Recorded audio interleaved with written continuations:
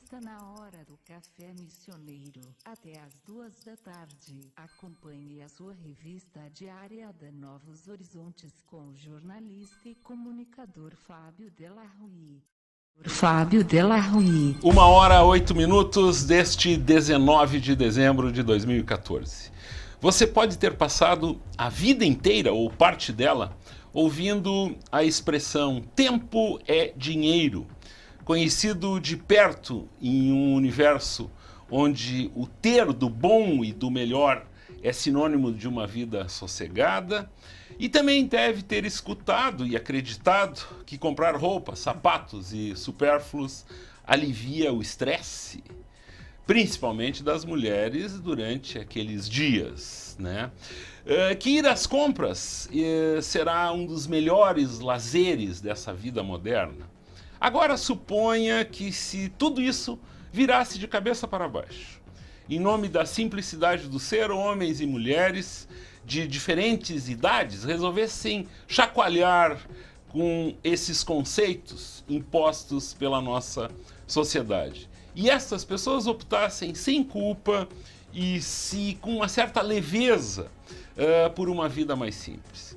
Em busca de uma reflexão quase que natalina, eu recebo hoje o advogado Norton Mota, o empresário Ângelo Cortez Neto e o diretor do IESA, Antônio Roberto Lausmann Ternes. Eles conversam comigo sobre vida simples, sobre uma vida simplificada. Muito boa tarde. A gente não tratou muito esse assunto aqui, mas o legal, eu acho, disso é de nós também tratarmos com sinceridade de um assunto que é o período do ano que a gente vai refletir. E eu resolvi convidar vocês três. Assim, existe aqui uma ligação entre a fisioterapia do Ângelo Cortez Neto, o direito do Norton e o Senec IESA. Então essa mais ou menos seria a ligação.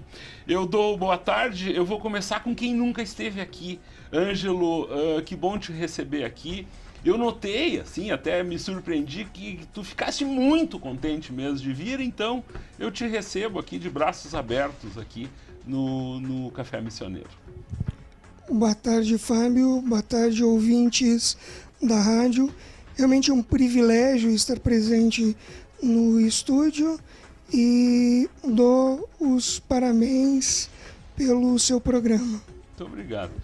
Ângelo, tu é fisioterapeuta, integrante do Conselho Municipal de Saúde, é alguém que está preocupado em transformar a vida das pessoas em algo mais saudável. Pessoas que passaram por traumas, pessoas que, enfim, né?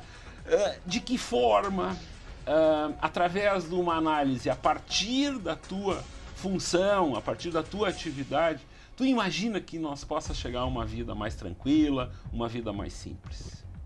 Fábio, ouvintes, é possível. Hoje, com o advento de toda a tecnologia, de todo mundo moderno, nós estamos tornando a vida um pouco mais complexa. E, na verdade, ela é muito simples. As nossas rotinas hoje estão envolvidas pelos programas, por celulares, por computadores.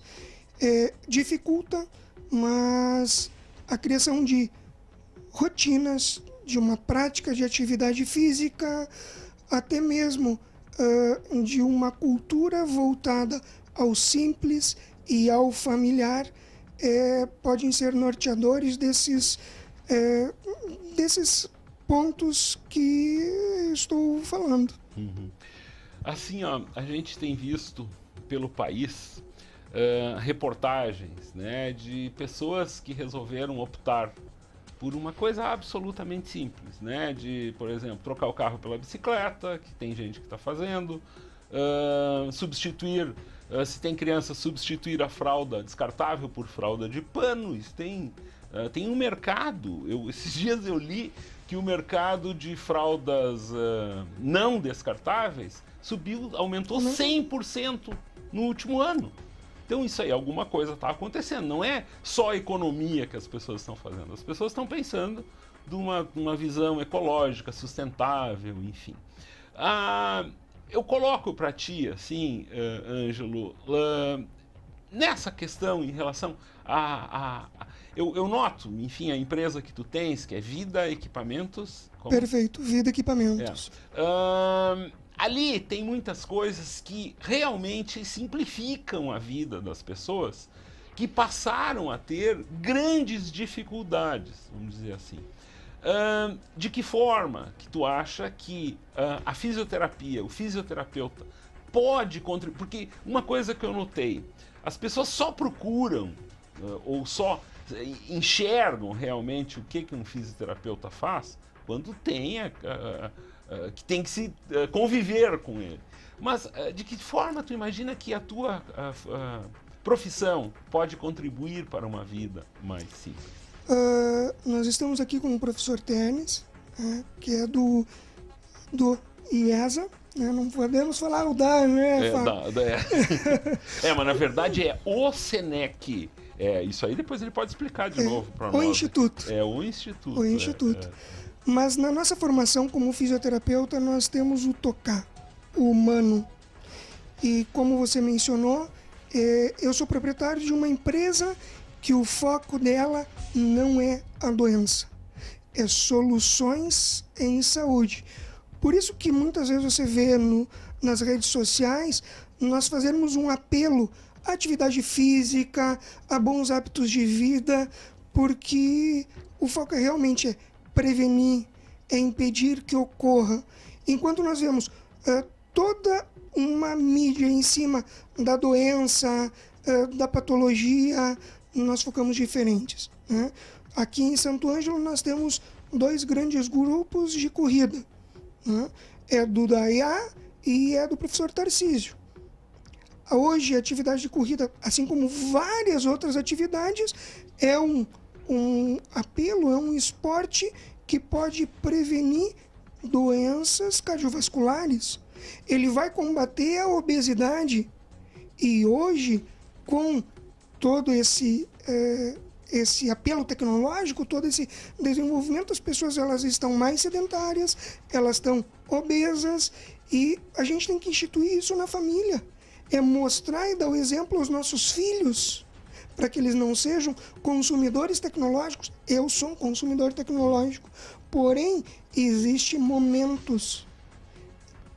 A minha experiência de vida me traz eu focar sobre a minha família, sobre o meu filho, sobre a minha esposa. Até 4 meses atrás, a minha esposa era uma sedentária pesando X peso. Olhava ela, o apelido carinhoso era gordinha. Então, foi estimulado, foi motivado. Hoje ela é uma pessoa extremamente saudável que corre melhor que eu. Uma pessoa com uma saúde invejável.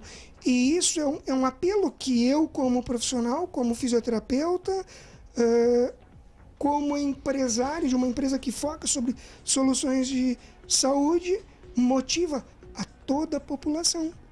Seja das mídias, das redes sociais, seja de um Conselho Municipal de Saúde ao qual eu pertenço, eu acredito que essa é a saída.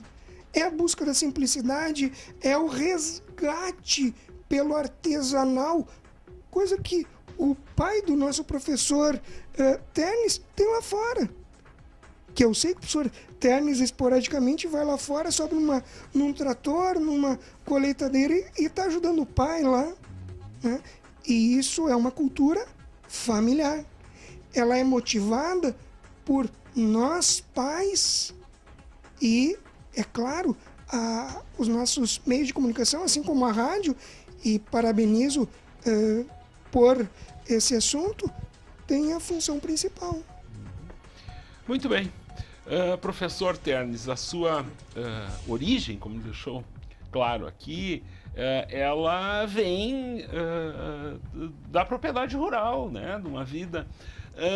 O que temos que fazer para manter essa nossa essência? Ou o que né, nós sabemos da fuga do jovem do campo e a própria fuga do jovem daqui, deste nosso pequeno mundo aqui, procurando grandes centros. Lá ele vai encontrar mais trânsito, mais gente, mais impessoalidade, né? Eu tive um relato dias atrás de um amigo que teve que imediatamente ir socorrer uma filha num acidente em Porto Alegre, e ele ficou assustadíssimo, assim, ou abismado com o trato por exemplo, num hospital ou no Palácio da Polícia. O crime, o acidente está banalizado. Isso fez com que a dureza, a frieza do agente público na recepção das pessoas eu acho que dizer que é apenas um número é pouco. E isso demonstra todo esse emaranhado social que nós estamos inseridos.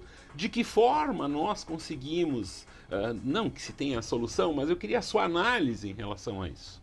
Boa tarde. Muito boa tarde, Fábio, ao colega Ângelo e ao colega Norton, a todos os ouvintes e telespectadores aqui da Rádio Novos Horizontes, da HD TV, né? Agora eu já estou acostumado, já vim aqui pela terceira vez. Muito então bem. Tá bem simples. Olha, falando de tecnologia, e como foi dito, esse meu lado primário, lado da agricultura, e agora do lado do negócio, lado da tecnologia, isso depende da pessoa, depende da inserção nesse mundo tecnológico. Quanto mais a pessoa está propensa a se inserir cada vez mais ela fica contaminada. Eu vou dar um exemplo. Primeiro que a gente não tem como fugir. Foi falado do campo aqui, foi falado da agricultura, mas eu posso citar um exemplo que a tecnologia está lá e está lá no meu pai, ele está com quase 70 anos e ele estava, esses dias, chegou lá pela manhã, ele estava impressionado porque o GPS do trator, o pulverizador, não estava funcionando. Quer dizer, ou porque o aparelho que ele usa à noite lá tem que fazer a revisão. Sim. Quer dizer, a tecnologia está lá também. Sim, porque o celular, o aparelho de telefone da companhia deixou de funcionar por 3 semanas. E aí o pessoal do campo está indo buscar o PROCON. Tá? Isso são exemplos das últimas 2 semanas. Tá? Ou porque o carro não funcionou por causa do sistema de injeção eletrônica. Sim. Tá? Então, você pode, é uma condição da pessoa, eu posso ficar ligado à tecnologia durante 16 horas por dia, é o que acontece comigo às vezes. Sim. Não que eu goste disso, mas o meu trabalho, a minha atividade me leva a isso. Eu cheguei a fazer já um arquivo onde eu coloco todas as minhas senhas e coloquei uma senha nesse arquivo. Certo? E daí tem que fazer um outro arquivo para guardar essa outra senha. E essas 8 ou 9 senhas que eu uso só no ambiente de trabalho, fora as minhas senhas de banco, de e-mail. Então, isso é a tecnologia que traz para nós. Quer dizer, e eu como instituição de ensino, eu sou cobrado todos os dias a observar como eu devo inserir a tecnologia, como eu devo utilizar as novas tecnologias na aprendizagem. Sim. Nós temos grupos de estudo falando disso. Como é que eu vou, as novas metodologias de ensino, utilizando a tecnologia para dentro da sala de aula, para dentro do colégio, CPET Araju. Né? Nós não podemos ficar fora disso, ela está lá. Aí eu estou comprando presente de Natal agora, para os meus 2 filhos. Um tem 5, outro tem 8, outro tem 3 meses. Tá, o que eu vou comprar? Eu vou comprar algo. O que eles pedem? Sim. O que eles pedem?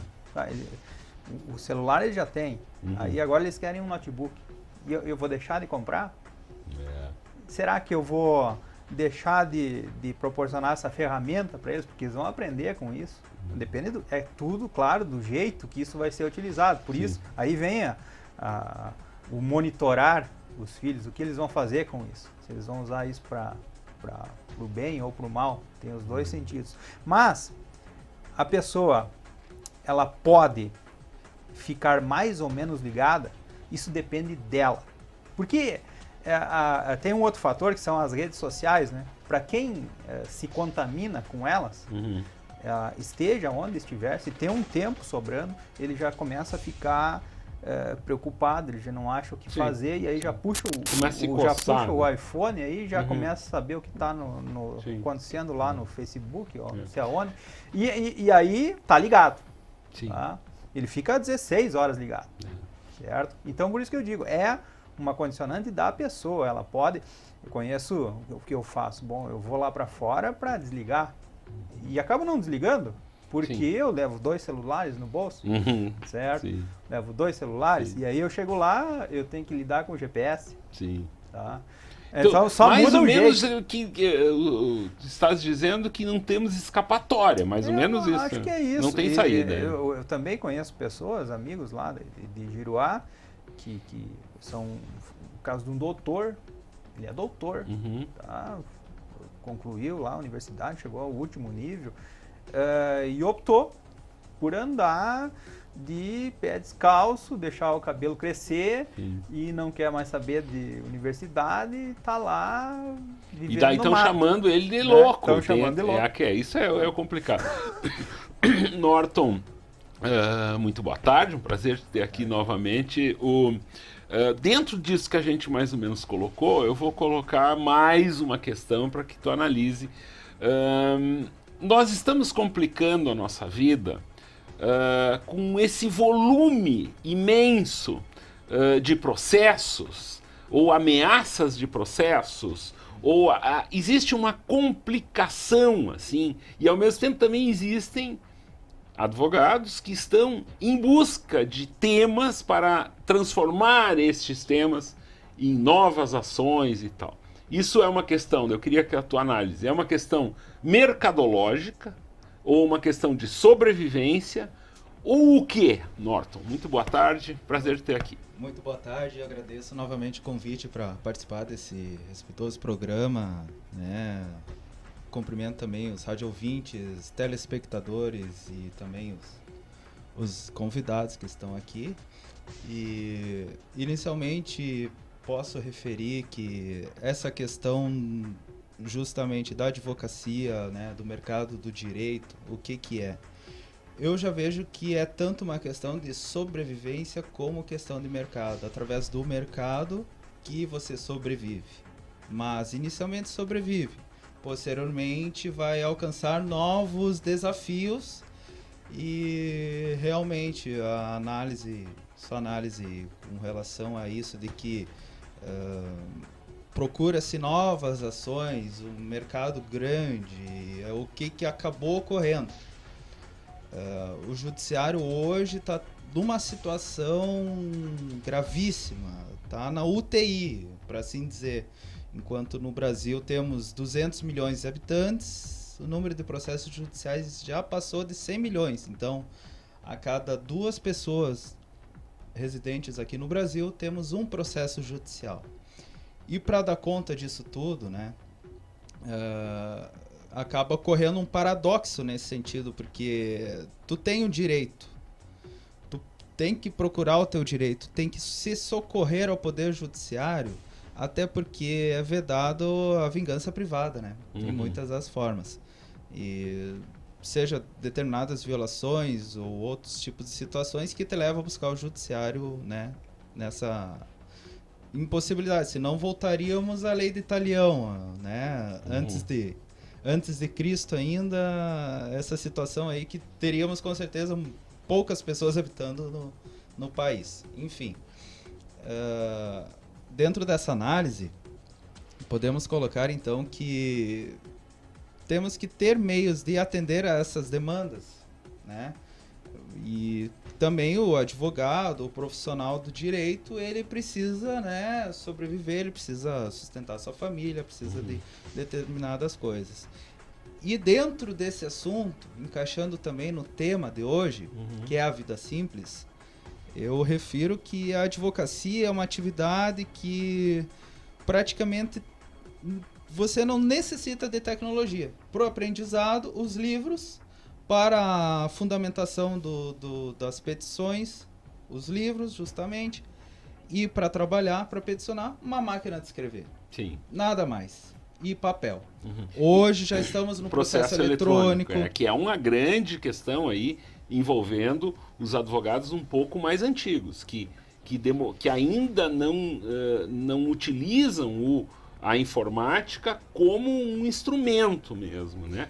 Embora, claro, isso seja já um percentual pequeno, mas na verdade o PC, ou a informática, o computador, é utilizado como uma máquina de escrever ainda, e não ligando a saída desse processo de dentro do escritório do advogado, não estabelecendo essa conexão, que não exista papel, né? Na verdade, esse é o grande problema, né? Correto. Hoje já tem a tendência, né, embora a lei já tenha alguns anos, a lei 11.419, que regulamenta e iniciou o processo eletrônico, a introdução, né, e justamente com fortalecimento agora, com a aprovação pelo Senado, pelo Congresso Nacional do novo Código de Processo Civil, né, então essa tendência da informatização do processo está grande. Realmente tem colegas que não se familiarizam e não se adaptam ao processo eletrônico. Como eu também já sou de uma geração mais recente... Intermediária? Uma geração nova, eu já nasci dentro do computador praticamente, né? Tive a minha família, meus pais sempre tiveram um trabalho em cima da informática, né? Desde os primórdios da informática até os dias de hoje. Então... isso para mim veio a somar e eu noto essa facilidade. Porém, o processo judicial não vai ser a solução para resolver as demandas de forma célere. Sim. Assim como o novo Código de Processo Civil, determinadas opiniões, né, vários apontadores ou treinadores vão referir que pode até demorar mais a solução da demanda, né? Que a justiça tardia não é justiça. Sim. Tá?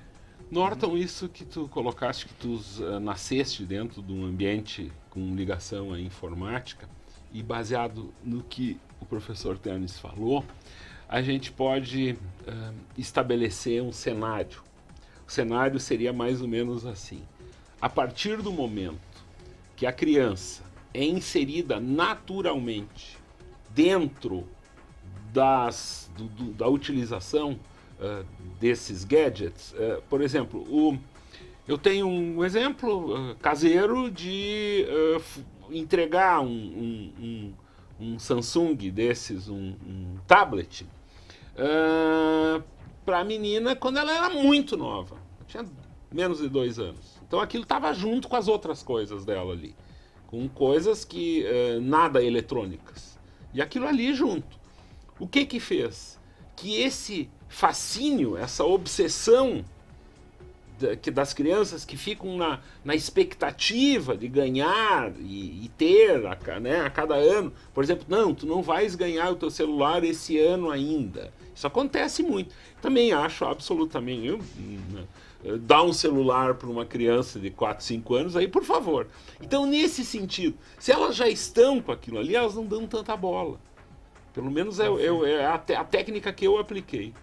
E eu colho lucros, não dividendos, mas eu colho momentos de que aquele aparelho passa a maior parte do tempo desligado. Ele não fica, né? E como eu digo aqui, até se o amigo meu, esse pai dos 2 filhos, de um exemplo que eu me sentia assustado de ver, de que vai numa festa, a primeira providência quando chega na festa é montar uma estação de trabalho para as crianças brincarem, ou seja, 2 notebooks, 2 não sei o quê, e eles ficam meio de babá da festa ali, cuidando das crianças para que as crianças não... Né? Eu acho isso um extremo, é uma coisa que eu não pretendo fazer. Então eu coloco esse cenário nessa questão da tecnologia para vocês, para que vocês opinem. Eu acho que é importante observar o momento.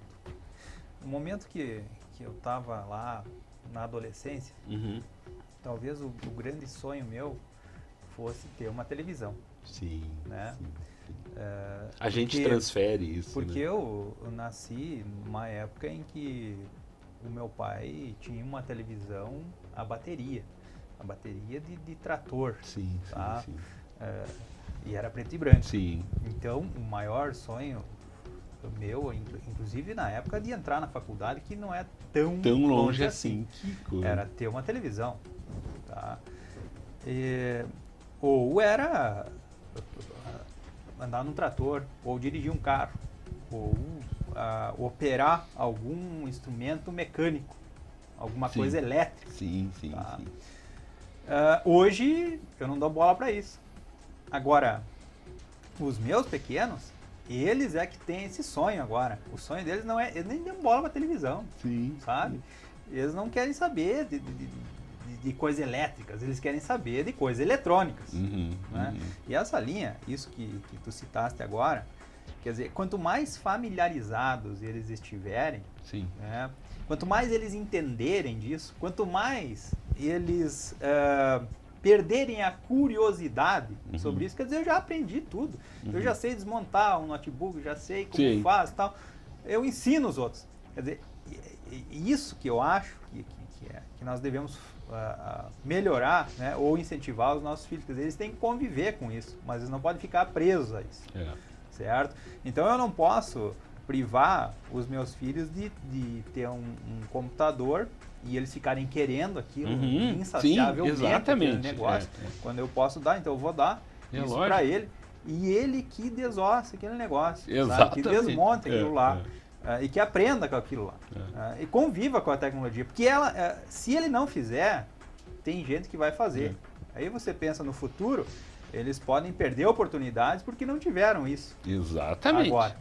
Exatamente. Então, vocês querem comentar alguma coisa, vocês? Eu gostaria de comentar, como eu também, eu não sei a idade até do colega, mas eu também sou recente, digamos assim, nessa vida, né? Tenho 28 anos, tá? E qual é o problema disso aí, né? Voltando à temática até da vida simples, que não pode se ficar apenas preso aos dispositivos eletrônicos, centralizar as atividades rotineiras dentro do dispositivo eletrônico. Vou estudar, vou pegar meu tablet. Vou me divertir, vou jogar um jogo no videogame, ou no tablet, ou no celular. Né? O que tem que se incentivar, ser aquilo ali como uma exceção. Um dia de chuva eu não posso jogar futebol. Né? Tá chovendo, enfim, até é bom tomar um banho de chuva, né? Mas tem que ser praticadas ao ar livre, mas também não pode se cortar aquele dispositivo eletrônico. Ele tem que funcionar como uma exceção, não como regra, acredito eu. Por que eu digo isso? Eu sei por mim, experiência própria. Com 4 anos, ainda na época do PC XT, antigo, enquanto hoje um celular tem 2 GHz com 4 processadores, naquela época era um processador de 4 MHz. Então era bem, mas eu já dominava o do antigo sistema operacional DOS, né? Eu lembro a revolução quando apareceu o monitor colorido, o Paint, tu podia desenhar no computador, né? Aí já era os 386, 486, o Windows 3.1, enfim. O que eu digo isso? Eu já digo por mim que eu tive muito minha vida na frente do computador. Agora, talvez faltou um estímulo, vontade própria, enfim, né, para praticar outras atividades. Não que eu não praticasse, mas justamente em cima disso aí. Hoje eu acabo sendo apegado à tecnologia. Para o meu trabalho, como processo eletrônico, eu tenho que ter domínio de várias ferramentas que possibilitem eu trabalhar. Sim. E aí eu tenho uma facilidade, eu vou lá, faço, e é uma coisa totalmente simples para mim, como botar uma folha na máquina de escrever. Que isso deve fazer no mínimo uns 10 anos que eu não faço, né? Me vem à cabeça, eu só vou lançar o prazer de ganhar uma partida num jogo, ela se assemelha ao prazer de tu conseguir fazer com que um pé de manjerona ou de algo mais cheiroso ainda, uma menta, um hortelã, que tu colhe de um lugar e leva ele num dia quente, como os últimos aí, a gente fazia aquela tentativa de transplantar e salvar, e no dia seguinte ela tá forte de novo. Eu tive muita sede por ter produtos eletrônicos e tudo, mas o meu prazer maior hoje eu não consigo ter muito prazer num videogame. E eu digo, na minha casa, em 1978, tinha fila de gente para jogar o telejogo, que é o primeiro que saiu antes do Atari, antes de todas essas coisas. Então, e aí que entra por que em algumas pessoas estão partindo para esse lado, essa coisa de eu passei 27 anos estou na frente de um monitor. Então, como eu digo, eu sinto, tem esse momento de transplantar um pé de hortelã, para mim é mais prazeroso do que jogar no videogame. E daí, Ângelo? Eu acredito que o simples e lindo fato de você chegar em casa, ver a família, largar a tecnologia de lado e sentir o amor deles por você, te enobrece como ser humano e te deixa satisfeito. A tecnologia, ela é uma tendência, mas ela também é uma necessidade. Do ponto de vista que o Norton e o professor Ternes informaram, hoje toda a sociedade ela te coloca como necessidade o uso da tecnologia. Porém, o momento, o afago, o contato, ele é muito superior a tudo isso. Uma pessoa disse dias atrás que não temos exclusividade na relação. Por exemplo, eu estou aqui com vocês, mas eu posso pegar o meu celular e ficar eu com ele e com os outros que estão lá do outro lado dessa tecnologia. O que vocês pensam sobre isso? Vocês ainda são do tempo... Por exemplo, já me aconteceu, agora só o exemplo para ilustrar, de chegar numa loja e começar o atendimento, tocar o telefone celular da atendente, ela parar de me atender para atender o telefone celular. E enquanto ela falava com outra pessoa, eu disse para ela, muito obrigado, eu estou indo embora. Ela nem bola deu. Que tipo de prioridade existe na relação dessa influência dos eletrônicos? Eu lanço essa questão e vocês vão responder depois do intervalo. Agora meio que para segurar a audiência. Nós já voltamos. Muito bem, hoje participam do programa o advogado Norton Mota, o empresário e fisioterapeuta Ângelo Cortez Neto e o diretor do Senec Santo Ângelo, Antônio Roberto Lausmann Ternes. Quem se arrisca a responder o que eu coloquei aqui no final do último bloco? Professor Ternes. Bom, eu gostaria de falar, não exatamente sobre o último assunto, mas sobre aquilo que leva a pessoa a mudar o seu padrão de vida, ou a desistir da tecnologia, por vezes. Né? Então, eu acho que isso é um exemplo de elevação de nível de consciência. Sim. Fiz um curso há pouco tempo e ele explicava isso, a espiral da liderança. Ele explicava que a pessoa, aos poucos, vai evoluindo. Quanto mais ela estuda, mais ela aprende, mais ela trabalha, ela vai evoluindo e os níveis de consciência, eles vão se alterando. Em alguns momentos da vida você busca o poder, outros buscam o status, em outros busca se desligar de tudo isso, e pode-se chegar a um nível como o nível dos grandes gurus, como Jesus Cristo, como Dalai Lama, como Gandhi, né? São pessoas com um nível de consciência elevada, que para eles tanto faz, se eles estão de celular, ou estão com a caneta, ou estão com uma enxada, ou estão de terno, ou estão de turbante, quer dizer, não interessa, para eles tanto faz. O nível de consciência está tão elevado que essas coisas, o celular não importa mais, ou a tecnologia não importa mais. Quer dizer, eles resolvem problemas, fazem conexões e conseguem expressar essas conexões e são valorizados por isso. Né? Então, o fato da pessoa abandonar ou estar ligada ainda e não consegue se desligar é porque ela está num nível de consciência que propicia isso. Né? E quando ela evolui, certamente, e são poucos os que conseguem fazer na comunidade, não são tantos assim que conseguem se desligar. Bom, vou me desligar, vou deixar, não. É como deixar de fumar, né? Sim. É como deixar de fumar, quer dizer, não são tantos que conseguem. Então, e essa evolução de nível de consciência também não é tão rápida assim. Você precisa ter uma vivência para isso. Né? Não é eu querer. Eu noto nessa sua análise desse curso que o que está, pelo menos numa leitura, se o que está para mim na busca pela simplicidade está uma outra palavra que teoricamente não está ligada a isso, mas que seria a palavra liberdade.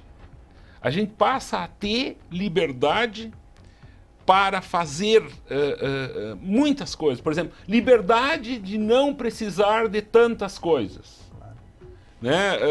Mais alguma coisa. Liberdade de dizer não ao consumismo. Né? E a sociedade, ela nos priva, ela nos apresenta um brete para que nós tenhamos que agir dessa forma, que tenhamos que consumir determinadas coisas. E se nós analisarmos que nós somos livres para dizer não a essas coisas, e aí que entra, eu, por exemplo, eu começo a pensar de tanta coisa desnecessária que a gente acaba por colocar dentro de uma casa, por exemplo. A minha casa, ela tem, assim, vocês não imaginem de coisas que eu estou começando a ver que elas são absolutamente desnecessárias para mim. Você começou com uma antena de parabólica dando uso, né? É verdade. Eu já tive, se eu contar para ti que eu já tive 10 ou 12 antenas parabólicas em casa, eu fico pensando, digo, tu tá... Mas é claro, é um hobby, o hobby é algo absolutamente desnecessário na vida, se pensar. Mas é muito bom tê-lo, né? Mas é um período, assim, que eu enlouqueci, que eu ia estudar o cinturão de Clark, né? Para quem não sabe, é uma linha imaginária que existe em cima do Equador, entre 38 e 45 mil quilômetros, onde estão dispostos todos os satélites geoestacionários. E eu botei na cabeça que eu ia aprender isso aí. E não tinha um professor próximo para me ensinar, eu resolvi estudar isso aí. Né? E a partir do momento que se popularizaram os equipamentos com a nacionalização e tudo, ficou muito mais fácil. Mas também eu cheguei num ponto para mim, um dia que um amigo meu em Porto Alegre leu um comentário meu sobre isso e disse que isso que eu estava fazendo era uma coisa muito antiga. E eu briguei com ele, simplesmente porque eu não considerava antigo. E agora eu cheguei à conclusão que é antigo mesmo, é tecnologia de ponta. Mas já existem outras soluções, no caso, dentro da internet, que tudo isso aí que o cara se quebrava para encontrar e para pesquisar, isso é mais ou menos a loucura do radioamador, vamos dizer assim, né? Que tem ainda, existe, é importante, mas tem como fazer totalmente diferente. A comunicação mundial, ela passou por uma revolução, né? Eu quero questioná-los ainda em relação ao que eu disse no bloco passado. O que é mais importante? Nós devemos ter para com os convivas, numa mesa de bar, ou para um grupo nas reuniões é proibido estar com celular, pelo menos, né? Mas então, na mesa de bar ou aqui, a gente tem obrigação, e essa coisa de interpretar o respeito, nós temos exclusividade entre nós, numa mesa de bar, ou podemos deixar todo mundo livre para que se dispersem e abandonem esse convívio, aquele momento? O que vocês acham disso? Eu acredito que tem que ser muito bem dosado. Né? No mesmo instante que estou aqui no programa, ao vivo, cheguei aqui e fiz o check-in na rede social. Certo, Né? certo. Não estou com o meu telefone ligado, mas nas redes sociais, meus amigos, os ouvintes, telespectadores sabem que eu estou aqui no programa. Quem passou no meu perfil vai visualizar. E nós estamos interligados. Numa mesa de bar, no momento que eu sento e estou com amigos, eu estou em um momento simples.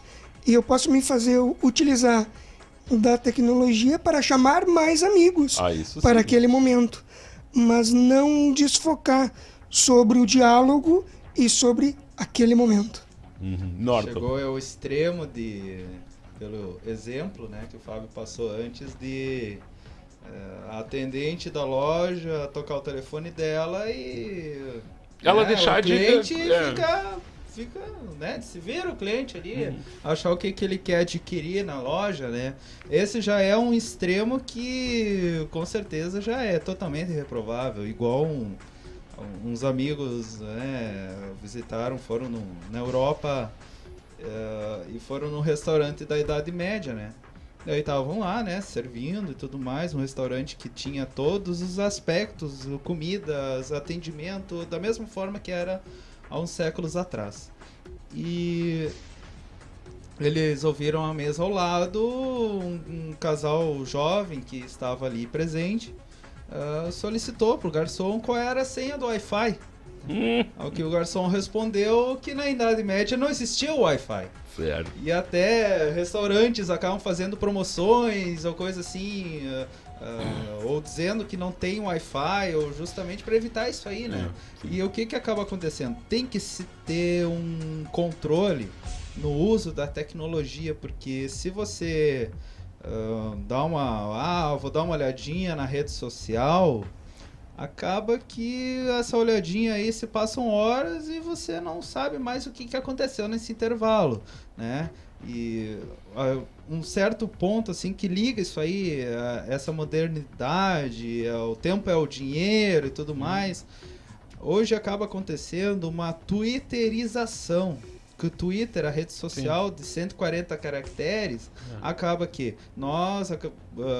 as pessoas ligadas à tecnologia acabam buscando informações rápidas, só a manchete e não leem o conteúdo. E daí implica em superficialidade, um monte de coisa, falsas interpretações e tal. Sobre mesa de bar, eu não sou mais tão especialista como eu já fui, tá? Mas eu diria o seguinte, existe isso. Quem já frequentou mesmo, assim, né, de encontros com amigos, sabe do que eu estou falando. Que é o quê? O momento da chegada, o clima é um. E aquele clima, esse, entre aspas, mesa de bar, isso não foi criado por acaso. Isso existe porque é algo que gradativamente, seja a tensão, a emoção, o momento, ele vai passando por transformações. Se existe algum integrante ali que não está ligado nessa curva ascendente, tu não concorda que a coisa vai melhorando, vamos dizer assim, o clima, né? Vamos entre um drink e outro, enfim. O que acontece? Aquele momento de relação, de amizade ou de conflito, ele não vai atingir o clímax se o grupo envolvido tiver essa dispersão. Esse é o meu ponto de vista, não vou dizer se isso é certo ou errado, mas eu me sinto melhor em estar ligado do que está acontecendo, na brincadeira, na pressão ou em qualquer coisa assim. Mas, entende? Eu não me sinto bem de estar ligado num outro mundo, mas isso é um exemplo meu. Na verdade, eu acho que na mesa de bar as pessoas entram na mesma frequência. Certo. Elas ficam na mesma frequência e vão evoluindo. Mas a questão de atender ou não o telefone, eu acho que é uma questão, deve ser uma questão particular. E a pessoa deve ter algumas regras. Eu, por exemplo, o meu telefone tocou já 2 vezes. Deu uma coçadinha. Tá? Vibrou já 2 vezes. Sim. Certo? Eu sei que tem alguém me ligando. Sim. Se fosse numa mesa de bar, eu teria dado uma olhada para ver quem é, pelo menos. Aqui eu não faço, porque eu sei e não fica bem. Tá bom. Então, aí que tá, o fica bem, certo? Na mesa de bar, os amigos, eles não se importariam se eu desse uma olhada e talvez até retornasse a ligação, certo? Aí que eu quero chegar. Depende do momento. Tem momentos que atrapalham, obviamente. O caso da vendedora que foi atender o telefone e talvez até fez uma venda pelo telefone e deixou o cliente esperando, isso é uma política muito errada. Como administrador, se eu enxergar isso, alguém do IESA fazendo isso e deixando alguém esperando na secretaria, atendendo o outro por telefone e resolvendo o problema dele antes, é muito errado. Qual é a indicação? Bom, eu recebi a ligação, eu quero comprar alguma coisa, um momento eu te ligo daqui a 5 minutos. Sem dúvida. Fica aqui com o teu telefone e eu tenho outra pessoa para atender. Mas é o ponto... Depende, né, da pessoa. E é preciso criar essas políticas. São políticas de tecnologia, assim como existem os crimes virtuais, né? Agora, são políticas que têm que ser criadas para você não ganhar um cliente e perder outro, ou perder 2, no caso da loja. Muito bem, a gente está encaminhando para o final do programa. Eu quero aproveitar a presença de um fisioterapeuta aqui para dar uma notícia para ele. Que uma portaria publicada pelo MEC ontem confirma os conceitos 4 nos cursos de biomedicina e fisioterapia do IESA. Essa notícia, para quem está encerrando o ano, hoje é o último dia dos últimos que ficaram dos estudantes da gurizadinha do CPE. Hoje é o último dia da colônia de férias, mas o último dia mesmo antes do recesso é segunda-feira. Então vocês estão encerrando um ano comemorando, Ternes. Estamos comemorando. Ontem oficialmente foi então publicada a portaria por parte do Ministério da Educação com o conceito 4 para fisioterapia e biomedicina, e já sabemos também, agora vamos dizer assim, extraoficialmente, por causa do relatório que já foi encaminhado dos avaliadores do curso de Direito, que também aponta para um 4, porém a portaria ainda não foi publicada, mas certamente será confirmado esse 4 para o curso de Direito. E nós tivemos também um processo de autorização no curso de Tecnologia e Desenvolvimento de Sistemas, que também está lá com uma nota 4. Quer dizer, o ano de avaliações aqui de cursos do IESA foi excelente, esse ano de 2014. E esperamos que no próximo ano essa tendência de valorização nos cursos continue. E ainda nós tivemos outro relatório enviado ainda nessa semana, tratando sobre o recredenciamento da SENEC-SAN, né? SENEC-SAN. Então, às vezes a gente faz uma confusão, não sabe se é da IESA, ou do IESA, ou do SENEC, ou da SENEC. Mas, na verdade, é do Instituto Senecista de Ensino Superior de Santo Ângelo, que é uma sigla que está agora aos poucos sendo afastada, ou IESA está sendo afastada, e está entrando a SENEC-SAN, que significa, SENEC significa Campanha Nacional das escolas da comunidade, por isso a SENEC. Tá, então vamos. Eu tô há horas, eu ando assim, ó, me preparando para esse momento. Eu vou gravar isso aqui, ó, é a última participação dele do ano. Começou a partir com de enfatiza. agora é assim, ó, a SENEC. Isso. Entendeu? A Coloquem o artigo. Campanha. A campanha. Campanha Nacional das Escolas da Comunidade. Então agora chegou o relatório até nós da avaliação, versando sobre o recredenciamento, então está tudo certo. Falta só a portaria também ser publicada com essa nova nomenclatura agora. Tá. Então a SENEC-SAN. A SENEC-SAN. Isso. O Colégio CPE. O Colégio Cenecista CPE de Araju. Tá. É isso aí. E, então tá. O CPE e O a SENEC. É. Então, o CPE é um mantido da SENEC. Certo. Porque a SENEC é a mantenedora. Agora, o mantido Instituto Cenecista de Ensino Superior vai trocar de nome, né? Vai ser, agora a SENEC-SAN vai ser a mantida da SENEC, Campanha Nacional das Escolas da Comunidade. Então, Tá. são dois CNPJs. Né? Tá. O curso de Direito da SENEC-SAN. Exatamente. É essa a denominação. O Isso. curso de Biomedicina Da e tal. SENEC-SAN. Tá. Então, ó, principalmente para quem escreve, que está lá no canto, lá, Nicole sai, para quem fala, Matheus Rasta também, é essa a denominação. Então, se alguém perguntar, ligar para cá, é a SENEC. Eu acho isso muito bom que esclarece. Por isso que a gente agora está usando nesse período de transição, a gente usa SENEC/IESA, Sim. SENEC-IESA. E ainda, mas só que o artigo ele acabou incorporado, porque a gente Sim. sempre tem que contextualizar. Então, por enquanto, vem sendo o SENEC-IESA, e na verdade seria a SENEC-IESA nesse aí. período transitório, né? Exatamente. Muito legal. Eu dou o nosso tempo está estourado, mas Ângelo, eu te desejo então um Feliz Natal, muito obrigado e vamos programar participações tuas aí no ano que vem, quando nós voltarmos também do nosso recesso, que a gente também terá aqui. Fábio, ouvintes da rádio, telespectadores, eu agradeço profundamente o convite, colocando-me à disposição. Professor Ternes, é um grande prazer tê-lo conosco, né? E saiba que todo esse esforço está sendo colhendo resultados aí. Parabéns pela nota 4 do MEC frente aos cursos de fisioterapia e biomedicina.